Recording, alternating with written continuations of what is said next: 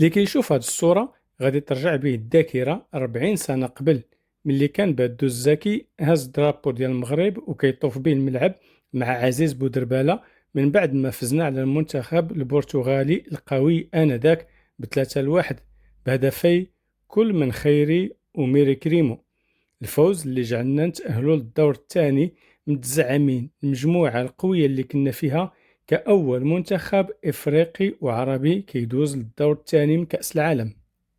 اليوم ومن بعد 92 سنة من الانتظار منتخب مصر كيحقق أول فوز له منذ المشاركة ديالو في كأس العالم، فوز جاء على حساب منتخب نيوزيلندا اللي مكلاسي 84 عالميا.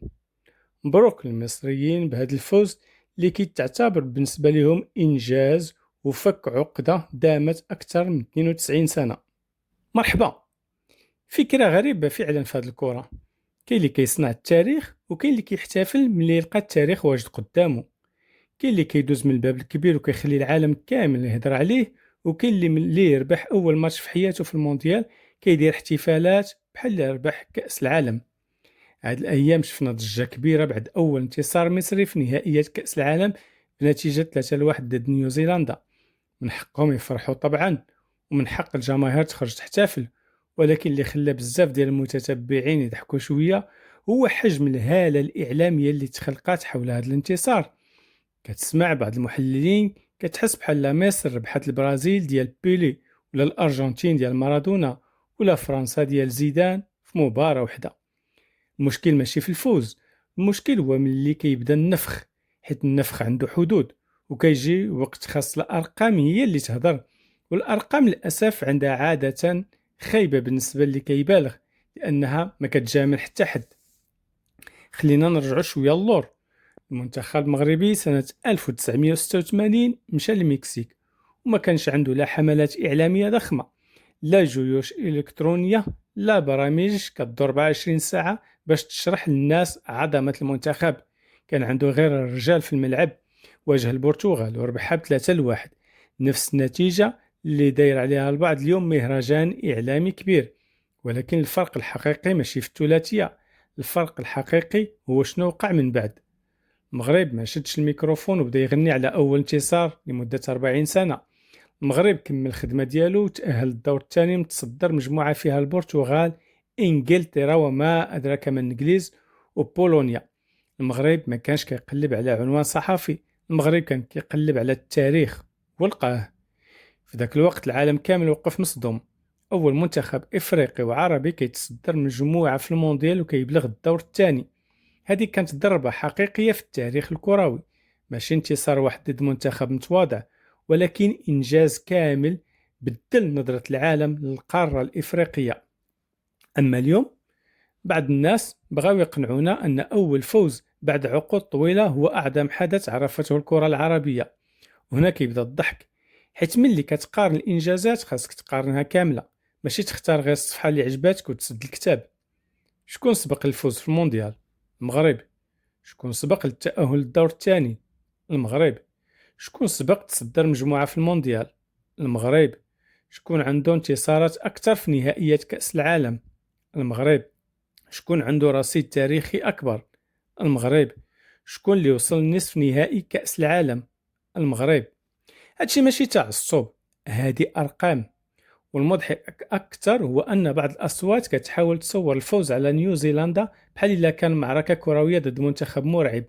مع كامل الاحترام نيوزيلندا، راه ماشي البرازيل، ماشي ألمانيا، ماشي الأرجنتين، بل حتى في هذا المونديال شفنا نيوزيلندا كتعادل مع إيران وكتخسر بسهولة.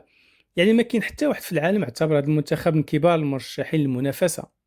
ولكن عند بعض الإعلاميين نيوزيلندا ولات فجأة منتخب القرن. علاش؟ باش يبان الانتصار أكبر من الحجم ديالو. هادشي بحال شي طالب سقط 10 سنين وهو كيسقط في نفس القسم، ومن بعد ملي نجح في أول امتحان في حياته خرج كيشرح الناس كيفاش خاصهم ينجحوا في الجامعة. الناس غادي تفرح ليه أكيد، ولكن ما غاديش تنسى شحال من عام هو كيقلب على هذا النجاح الأول. المنتخب المغربي من جهته دار إنجازات كثيرة قبل ما تكون وسائل التواصل الاجتماعي أصلا موجودة، وهذا ربما هو الفرق الكبير. الإنجاز المغربي عاش لأنه كان إنجاز حقيقي، ما احتاج آلاف الحصص التلفزية باش يبقى في الذاكرة. التاريخ هو اللي حافظ عليه. اليوم ملي كتسول أي متتبع قديم على أبرز لحظة عربية وإفريقية في المونديال قبل العصر الحديث، غادي يرجع مباشرة للمكسيك 86. علاش؟ حيت كانت لحظة غيرت المعطيات كاملة، ماشي حيت كان عندها أحسن حملة دعائية. من الأمور اللي كتثير انتباه أن البعض كيعتبر مجرد الوصول لأول انتصار بحال نهاية الرحلة، بينما المنتخبات الكبيرة كتعتبر أول انتصار مجرد البداية. البرازيل ما كتحتفلش بماتش واحد، ألمانيا ما كتحتفلش بماتش واحد، أرجنتين ما كتحتفلش بماتش واحد، فرنسا ما كتحتفلش بماتش واحد، المغرب ما كيحتفلش بماتش واحد، حيت عندهم ثقافة الإنجاز المستمر. وهنا الفرق. المغرب من زمان تجاوز مرحلة البحث عن أول انتصار. المغرب دخل مرحلة البحث عن إنجازات أكبر، والدليل أن التاريخ المغربي في المونديال ما وقفش في 86، بالعكس بقى كيتطور عبر السنوات وحقق محطات كبيرة خلات العالم يعترف بقيمة الكرة المغربية. ملي وصلنا للنصف نهائي كأس العالم ماشي ربحنا أول انتصار. أما اللي كيضحك فعلا فهو محاولة بعض المتحمسين تحويل كل نقاش تاريخي إلى نقاش عاطفي. ملي كتجيب الأرقام كيبدلوا الموضوع، ملي كتجيب التاريخ كيبدلوا الموضوع، ملي كتجيب الإنجازات كيبدلوا الموضوع، ولكن الرقم كيبقى رقم والتاريخ كيبقى تاريخ. واحد الحاجة اللي خاص الناس تفهمها هي أن الضجيج ماشي إنجاز، كثرة الكلام ماشي إنجاز، العناوين الكبيرة ماشي إنجاز. الإنجاز هو شنو درتي فوق أرضية الملعب وشحال من مرة كررتي نفس النجاح. إلا كان أول انتصار مصري في المونديال حدث مهم بالنسبة لهم فهذا مفهوم، ولكن تحويله إلى أكبر إنجاز عرفته الكرة العربية شيء آخر تماما، حيث الكرة العربية عندها صفحات مكتوبة قبل ذلك بسنوات طويلة، وفي مقدمة ديالها الصفحة المغربية اللي دخلات كتب التاريخ من أوسع الأبواب. التاريخ ما كيحتاج محامين يدافعوا عليه، التاريخ كيهضر بوحدو.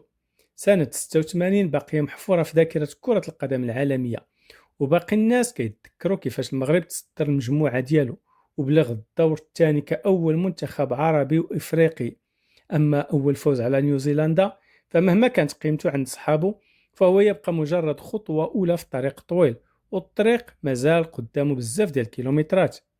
لهذا قبل ما نسمعوا كلمة أسطوري وتاريخي وغير مسبوق كل 5 دقائق، خاصنا نرجعوا للأرشيف شوية، حيث الأرشيف عنده عادة مزعجة بالنسبة للمبالغين، كيذكرهم ديما بشكون سبق، شكون صنع الإنجاز الحقيقي، شكون كان أول واحد فتح الباب بينما الآخرين مازالين كيقلبوا على الساروت.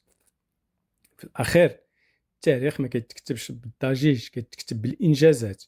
وهذا الشيء علاش ملي كنرجعوا للور كنلقاو المغرب من 86 وهو كيدون اسمه في السجل الذهبي ديال الكرة الإفريقية والعربية، وما وقفش تما، بل بالعكس واصل التطور حتى وصل لأعظم إنجاز عربي وإفريقي في التاريخ الحديث ديال كأس العالم، ملي بلغ نصف النهائي في مونديال قطر. إنجاز كان كيبان مستحيل سنوات طويلة، وما سبق حتى منتخب عربي أو إفريقي حققه قبل منه. المغرب واجه منتخبات عالمية من الطراز الكبير وأقصى أسماء ثقيلة عندها تاريخ وألقاب وخبرة في المونديال، ووصل للمربع الذهبي ديال أكبر منافسة كروية في العالم. ورغم هذا، رغم هذا الإنجاز الاستثنائي اللي دخل كتب التاريخ من أوسع الأبواب، ما شفناش هذا القدر كامل من النفخ والتهويل اللي كنشوفوه اليوم بسبب أول 3 نقاط فقط. الفرق هو أن المغرب كان كيهدر في الملعب أكثر مما كيهدر في المنابر. الإنجاز كان واضح قدام العالم كامل وما كانش محتاج شي واحد يشرح قيمته. أما اليوم فكاين اللي باغي يحول أول انتصار في التاريخ ضد منتخب متواضع نسبيا إلى ملحمة كروية غير مسبوقة. والحال أن الفرق كبير بين واحد ربح أول مباراة في حياته في المونديال وواحد وصل نصف نهائي كأس العالم بعد ما واجه كبار الكرة العالمية. لهذا من حق أي منتخب يفرح بأول فوز، ومن حق جماهيره تحتفل، ولكن خاص كل حاجة تبقى في الحجم ديالها الحقيقي، حيث كاين فرق بين أول خطوة في المشوار وبين الوصول لقمة الجبل، وكاين فرق بين جمع أول 3 نقاط وبين كتابة أعظم إنجاز عربي إفريقي في التاريخ. والأرقام كيف العادة هي اللي كتقول الكلمة الأخيرة. تبارك الله عليكم.